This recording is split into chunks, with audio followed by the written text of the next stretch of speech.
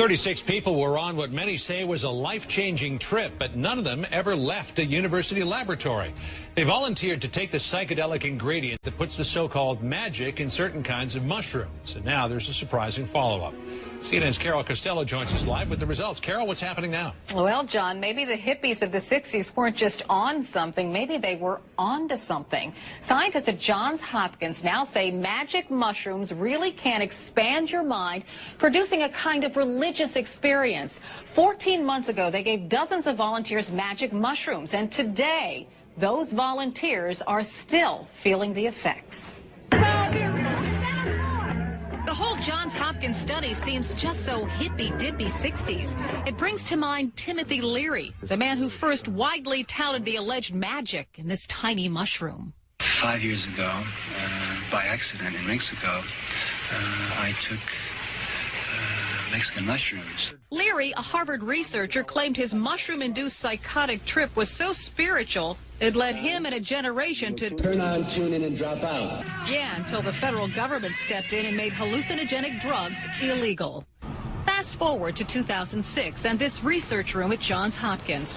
36 volunteers took part in an initial study on whether psilocybin, the active ingredient in magic mushrooms, really does have a lasting spiritual effect on people. Dee Dee Osborne, a business consultant, volunteered to find out. It's a beautiful feeling. I've not felt anything like that before.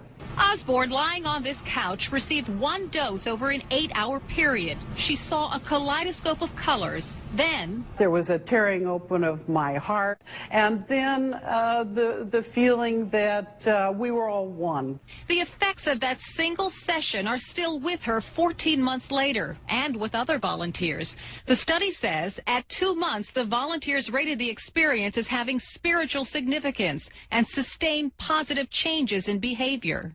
Most people had experiences that really looked quite indistinguishable from classically occurring mystical type experiences. The study is nothing like those done in the 60s. They're far more controlled. The goal is to explore whether this drug could prove therapeutic to those terminally ill.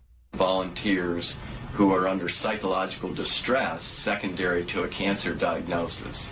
And the thought here is that an experience of this type, primary mystical experience, might well alter the course and the perception that the individual has of their disease process and quality of life.